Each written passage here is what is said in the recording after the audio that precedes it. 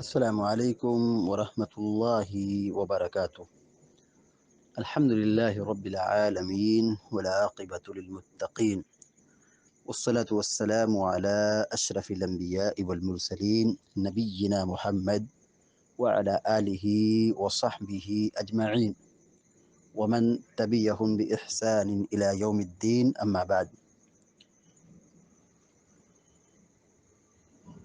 فعن أنس بن مالك رضي الله تعالى عنه قال: قال رسول الله صلى الله عليه وسلم: لا يتمنين أحد منكم الموت لضر نزل به، فإن كان لابد متمنيا للموت فليقل اللهم أحيني ما كانت الحياة خيرا لي وتوفني إذا كانت الوفاة خيرا لي. رواہ البخاری۔ بخاری شریف کی ایک چھوٹی سی روایت ابھی آپ کے سامنے پڑھی گئی ہے۔ انس بن مالک رضی اللہ تعالی عنہ بیان فرماتے ہیں کہ اللہ کے رسول صلی اللہ علیہ وسلم نے فرمایا: لا يتمنين احد منكم الموت لضر نزل به، خبردار تم میں سے کوئی شخص موت کی تمنا نہ کرے کسی مصیبت کے نازل ہونے کی وجہ سے، کسی پریشانی مصیبت کے آنے کی وجہ سے وہ موت کی تمنا نہ کرے۔ فَإِنْ كَانَ لَابُدَّ مُتَمَنِّيًا لِلْمَوْتِ،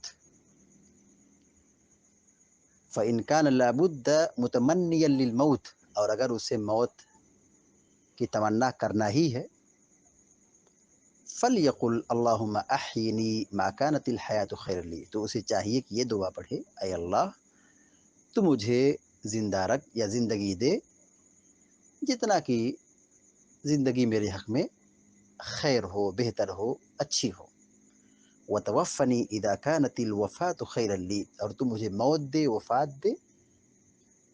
جب وفات میرے حق میں بہتر ہو۔ اس حدیث پاک میں اللہ کے نبی صلی اللہ علیہ وسلم نے موت کی تمنا کرنے سے منع کیا ہے۔ آدمی موت کی تمنا کب کرتا ہے؟ جب وہ پریشان ہوتا ہے، بیمار ہوتا ہے، بڑی بیماری میں مبتلا ہوتا ہے، مصیبت سے مارا ہوتا ہے، تو وہ آدمی بے صبری کا مظاہرہ کرتے ہوئے موت کی تمنا کرتا ہے۔ حدیث یہ تعلیم دے رہی ہے کہ موت کی تمنا مت کرو، کیونکہ زندگی یہ اللہ تعالیٰ کی بہت بڑی نعمت ہے۔ اگر آدمی نیک ہے، مومن ہے، تو جب تک زندہ رہے گا اچھے کام کرے گا تو اس کے اعمال میں اضافہ ہوگا، اور اگر آدمی برا ہے تو اسے توبہ کا موقع ملے گا، برائی سے توبہ کرنے کا موقع ملے گا، ہو سکتا ہے کہ سدھر جائے۔ موت کی تمنا کرنا یہ زندگی کی ناشکری ہے۔ زندگی ایک نعمت ہے، اس پر شکر بجا لانا ہماری ذمہ داری ہے، لیکن جو شخص موت کی تمنا کر رہا ہے گویا کہ وہ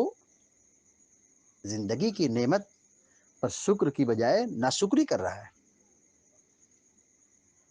اور موت کی تمنا کرنا گویا کہ یہ آدمی کے بے صبرے ہونے کی پہچان ہے، اور ہمیں تعلیم دی گئی ہے کہ ہمیں یہ حکم دیا گیا ہے، یہ تعلیم دی گئی ہے کہ ہم مصیبت اور پریشانی میں صبر کا سہارا لیں، صبر کریں، اللہ تعالیٰ سے اجر و ثواب کی امید رکھیں۔ اور موت کی یہ تمنا کرنا گویا کہ یہ ہم اللہ تعالیٰ کی ذات سے مایوس ہو رہے ہیں، جبکہ اللہ تعالیٰ کی ذات وہ ذات ہے جو ہمیں مشکلات سے نکال سکتی ہے، ہماری مصیبت کو دور کر سکتی ہے۔ اللہ تعالیٰ ہمارا کارساز ہے، ہمارا مولا ہے، وہ ہماری بیماری کو، پریشانی کو، عذاب کو اور تکلیف کو دور بھی کر سکتا ہے۔ تو ہم بد دعا کرنے کی بجائے، ہم موت کی تمنا کرنے کی بجائے ہم اللہ تعالیٰ سے دعا کریں، اللہ تعالیٰ سے خیر مانگیں، اور اللہ تعالیٰ سے یہ دعا کریں کہ یہ جو مصیبت آئی ہے، بیماری آئی ہے، پریشانی آئی ہے، یا عذاب ہی آیا ہے، تو ہم اللہ تعالیٰ سے اس کی ختم ہونے اور اس کے دفع ہونے کے بارے میں دعا کریں، نہ کہ ہم بے صبری کا مظاہرہ کرتے ہوئے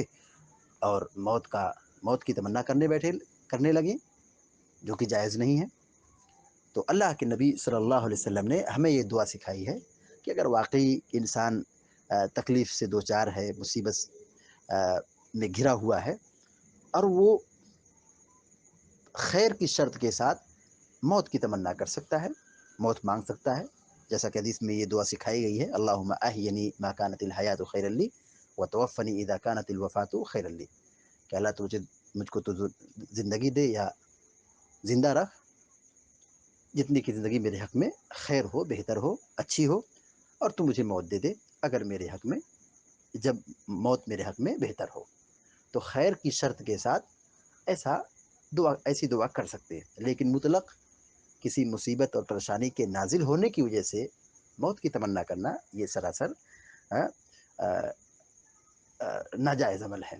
اس سے منع کیا گیا ہے، سختی کے ساتھ روکا گیا ہے۔ اللہ تعالیٰ سے دعا ہے کہ اللہ تعالیٰ ہم سب کو، آپ سب کو نیک عمل کی توفیق عطا فرمائے، اور ہم سب کو ہر قسم کے شر، مصیبت، پریشانی، عذاب سے ہم سب کی حفاظت فرمائے، آمین یا رب العالمین۔ وصلی اللہ علی نبینا محمد وسلم تسلیما کثیرا، السلام علیکم و رحمۃ اللہ وبرکاتہ۔